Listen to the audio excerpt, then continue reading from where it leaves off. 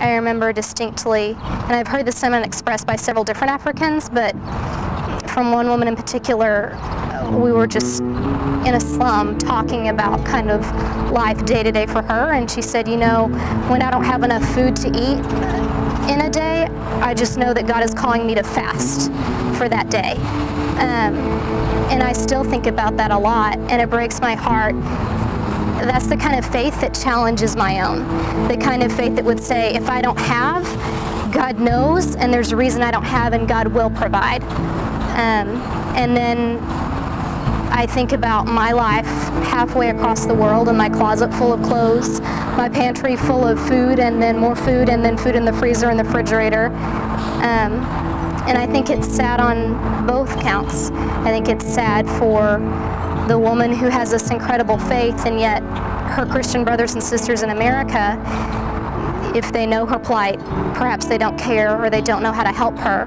And then it breaks my heart that as Americans we would have so much material and lack that radical faith that just implicitly trusts Yahweh for each and every step.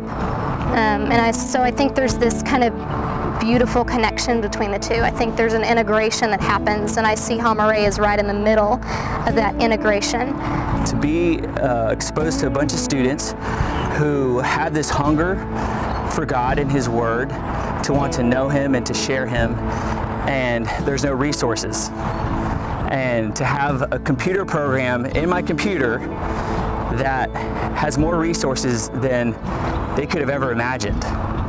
And then, so that's heartbreaking that they don't have it. Then it's heartbreaking that I take advantage or take for granted those resources that I have. So, and then of course when you see babies and kids who are contracting AIDS simply because the slums have urine and other bodily fluids that has AIDS in it, the HIV virus in it, and they're just walking around playing, being kids, and they're contracting it. So that's heartbreaking.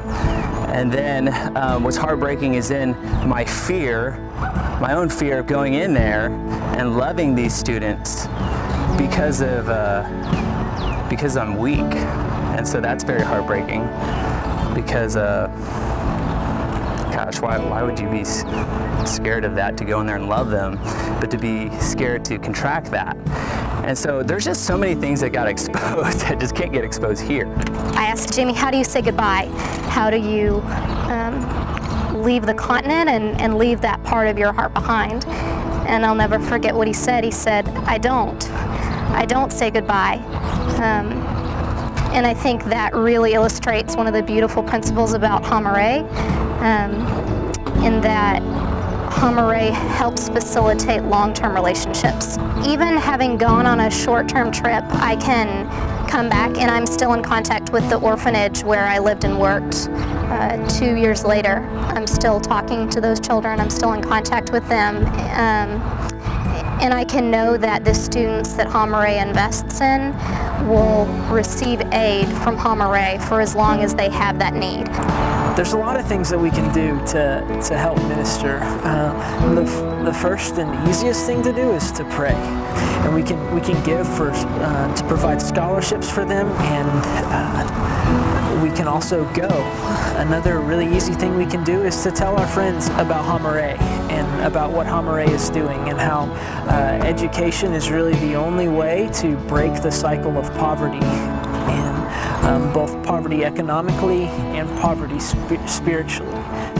I see Hamaré as kind of the go-between. A fire has definitely been ignited in my heart for this integration that's happening and this mutual transformation. The encouragement of African brothers and sisters, and then the challenge that brings and the life that it puts back into my materialistic lifestyle. When I come back, my eyes are different.